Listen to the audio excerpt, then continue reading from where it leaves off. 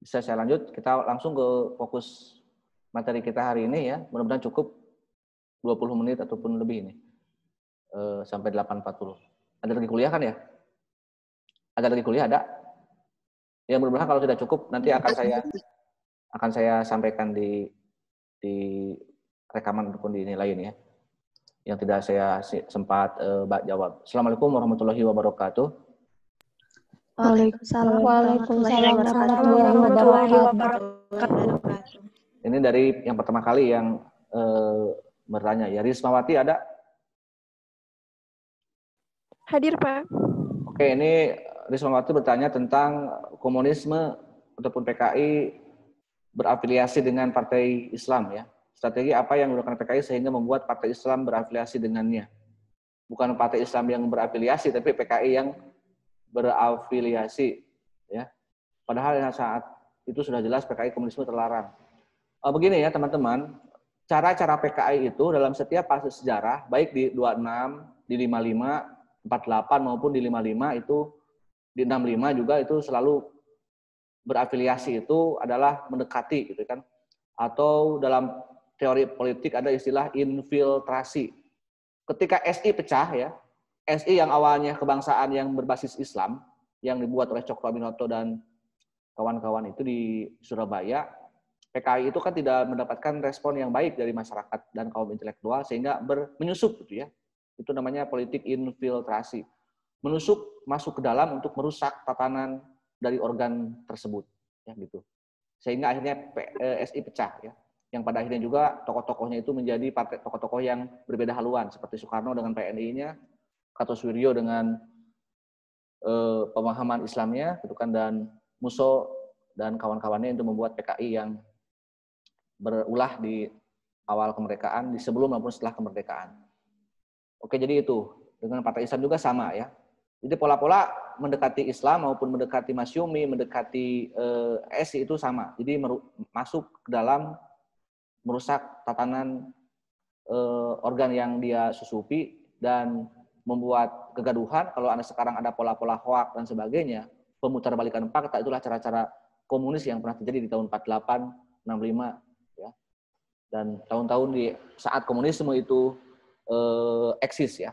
Dan tahun 55 ini memang belum terlarang ya. 48 itu PKI itu belum terlarang walaupun misalnya Musso dihukum mati dan Amir Syarifuddin ditangkap dan dihukum mati juga. Kalau Musso tertembak ya, kalau Amir Syarifuddin ditangkap dan dihukum mati. Tapi tidak dengan organisasinya, hanya orangnya saja. Habiskan tokoh-tokoh PKI yang tokoh-tokoh kuncinya, tapi mereka bisa bangkit lagi di tahun 50. Coba selang beberapa tahun. Itulah yang disebut Pak Julpi menyusup ke Masyumi, ke partai-partai Islam yang saat itu besar. Oke, nanti akan saya lanjutkan kalau ada pertanyaan yang sama. Sulistia ada? Hadir, Pak. Saya. Ya. Disebutkan bahwa pada era reformasi PKI dianggap sebagai korban, tidak terlibat pemberontakan. Ya, karena ini adalah satu kewaspadaan bagi kita ya gitu. Karena PKI itu selalu dalam sejarah itu selalu berulang ya. Berulah kemudian dihukum dan dia tuh kalaupun dia dihukum mati pun sekalipun orang-orangnya itu dia tuh tahu cara-cara bangkitnya lagi gitu kan. Apakah dengan terang-terangan maupun dengan tadi dengan infiltrasi menyusup ke organ yang lain yang dianggap itu bisa dia susupi. Ya. Nah, Orde Baru memang 32 tahun, selama Orde Baru PKI dianggap sebagai paham yang sangat haram sekali dibicarakan, ya, dibenci sekali oleh masyarakat Indonesia pada umumnya. Sampai anak-anak cucunya pun yang 7 turunan itu di backlist kan. Nah, reformasi itu kan ada rekonsiliasi ya di bawah Gus Dur itu. Karena Gus Dur kan bapak kebebasan ya. Membuat rekonsiliasi, mencoba bahkan sekarang memang anak-anaknya Ahmad Yani dan anak-anaknya Aidit telah sama ya, telah bersama sih, telah berkenalan biasa tuh, karena mereka tidak tahu apa-apa. Mereka sudah saling memaafkan orang tuanya mungkin ya, tetapi tidak akan melupakan. Walaupun misalnya Untung, kalau Anda lihat ILC kemarin ya, ada Untung Aidit, anaknya Aidit, dan ada juga anak Ahmad Yani, mereka saling berpelukan, tapi dalam hati mereka tetap ya, bahwa ayahnya itu korban yang biadab gitu kan. Jadi ya sekarang kalau kita lihat fenomena ini kan muncul di reformasi terutama di tahun-tahun sekarang ya. Bahkan di saat awal-awal reformasi ada partai besar yang sekarang 2 kali pemilu selalu memenangkan pemilu partai politik dan pemilu presiden. Anggota dewannya yaitu Ribka Cipta Ningrum itu pernah menulis buku ya, Aku Bangga Menjadi Anak PKI.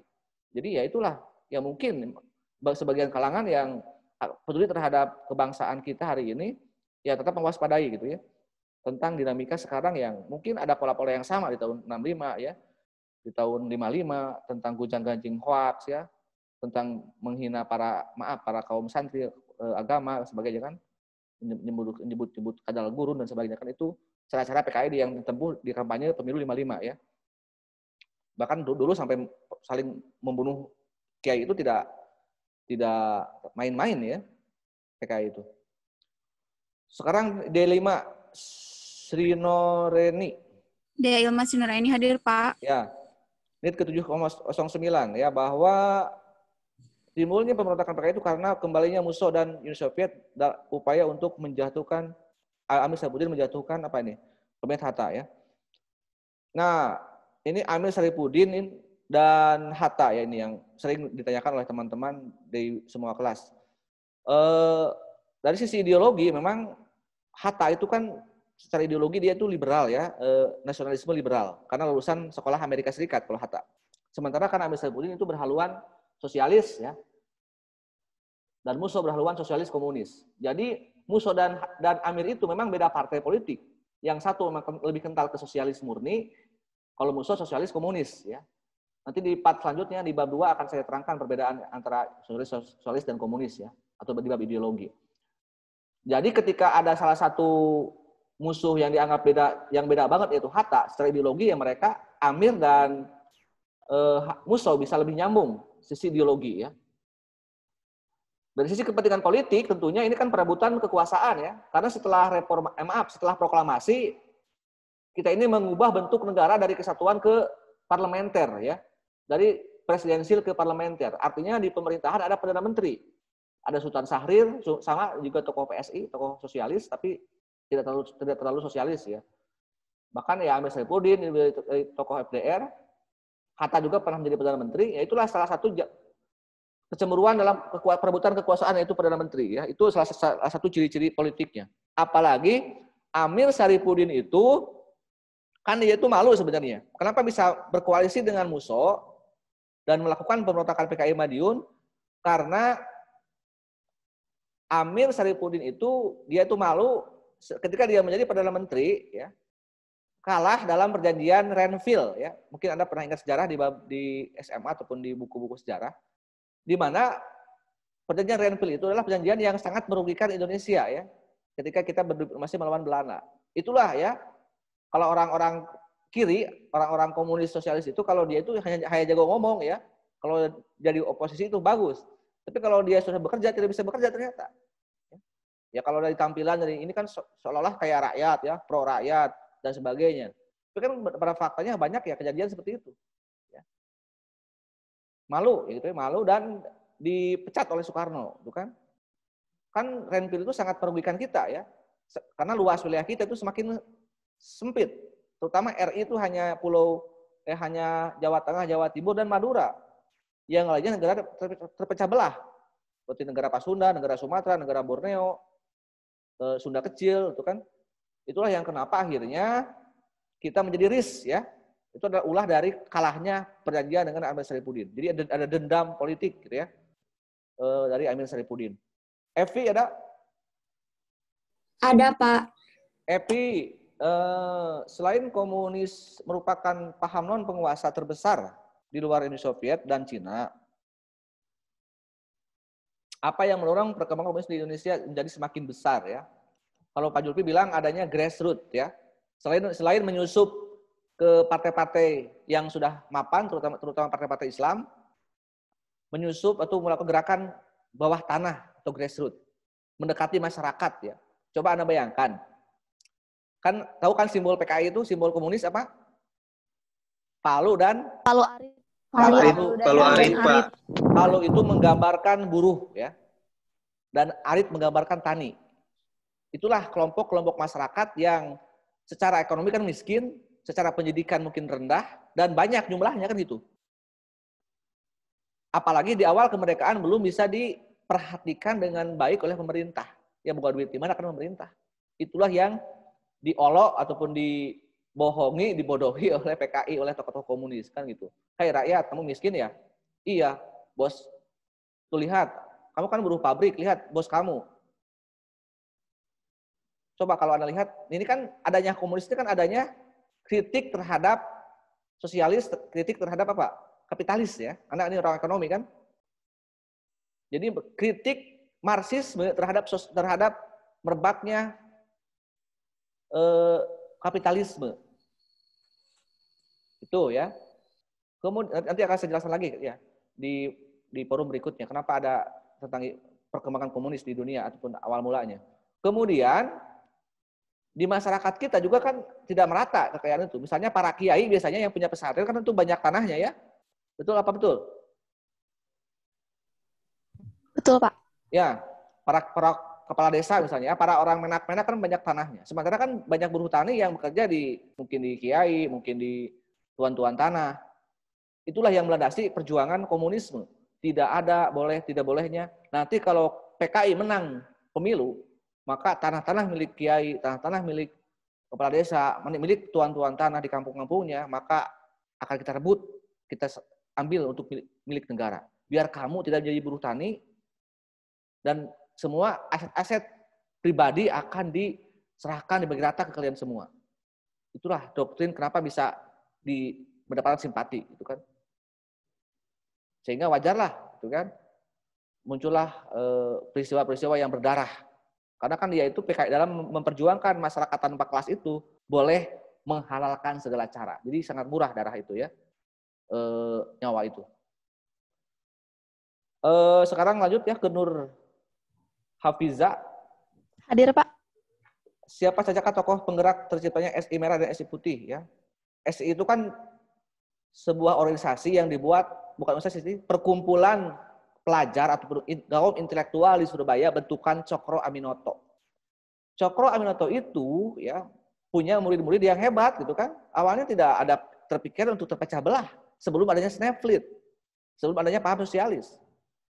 Ya orang anak-anak soleh lah, anak-anak bahkan dalam salah satu landasan perjuangan SI itu, kalau Indonesia mau merdeka, maka harus kata Cokro Aminoto ya, bagi umat Islam khususnya berislamlah dengan baik, dengan kafah ya. Jadi perkuat iman dengan sebaik-baiknya iman, semurni-murninya Islam itu kata, dan sehebat-hebatnya strategi politik. Itu pesan-pesan ketika Cokro berkumpul dengan Soekarno, dengan Musso, dengan Kartosuwiryo, gitu kan. Jadi akidahnya diperkuat dan strategi politiknya diperhebat, gitu ya. Yang putih itu ya tadi, yang putih itu yang tidak ikut ke aliran sosialis ya, ke aliran Snapfleet yang dibawa oleh Snapfleet. Oke, nomor 2, perihal sebuah anggapan atau isu yang menyebutkan bahwa PKI tidak sepenuhnya bersalah dalam menit ke-4. Apakah itu bukti yang melatar belakangi seterusnya anggapan seperti itu? Apa yang melatar belakangi?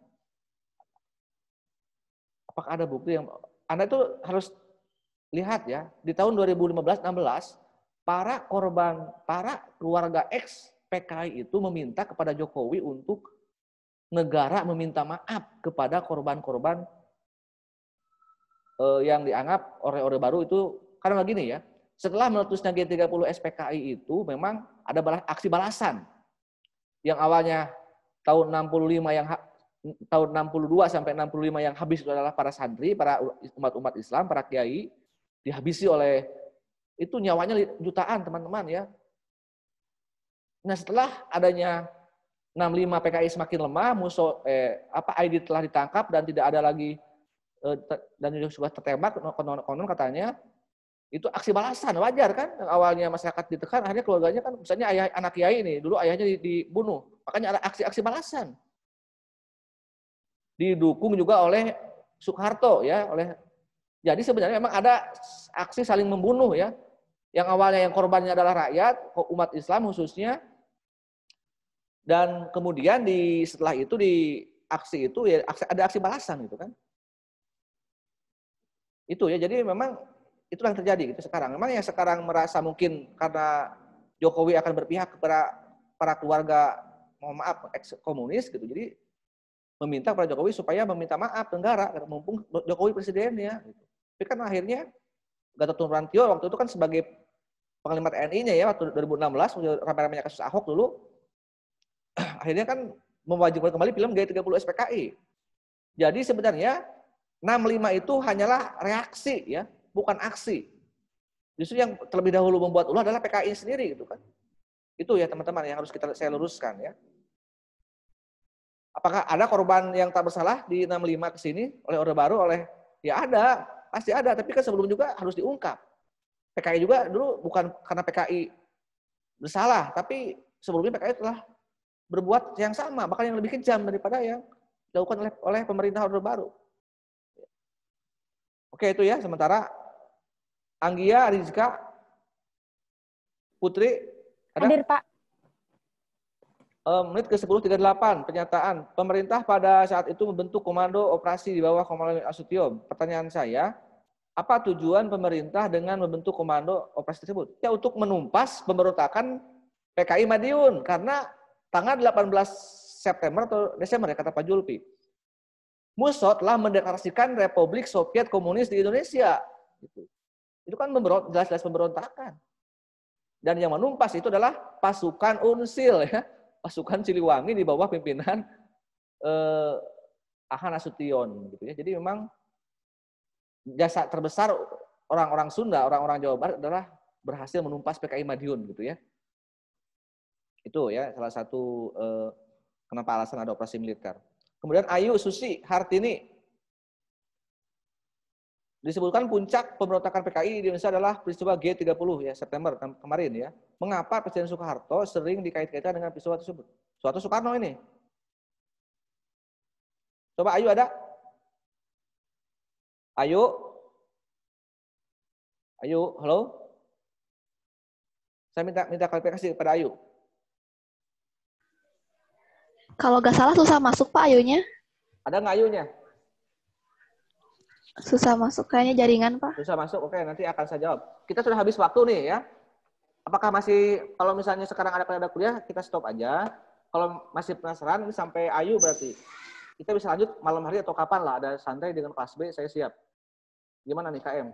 Atau teman-teman yang lainnya? Ada kelas, Pak. Iya, saya tahu. Iya, Pak. Ada kelas. Saya tahu ada kelas, saya tanya. Kalau masih ingin lanjut di diskusi, saya belum selesai ngomong. Silakan, saya banyak waktu luang kalau nanti misalnya mau di kapanpun gitu ya, untuk meneruskan jawaban-jawaban teman-teman. Kan ini banyak teman-teman yang belum saya jawab nih ya, berapa puluh orang. Kasihan juga nggak hadir. Gitu. Silakan KM aja hubungi saya ya. Jadi sampai ya, Ayu, Pak. soalnya ini pertanyaannya bagus-bagus, harus saya jawab langsung gitu ya. Oke, sekian dulu teman-teman, selamat kuliah di mata kuliah lain ya. Nanti kalau ada apa-apa, saya sampai malam juga di kampus ya, karena ada 6 kelas hari ini saya. Baik, Pak. Iya, baik, Pak. Warahmatullahi wabarakatuh. Baik, Pak. Waalaikumsalam warahmatullahi wabarakatuh. Waalaikumsalam warahmatullahi wabarakatuh. Terima kasih, Bapak. Terima kasih, Pak. Terima kasih, Pak.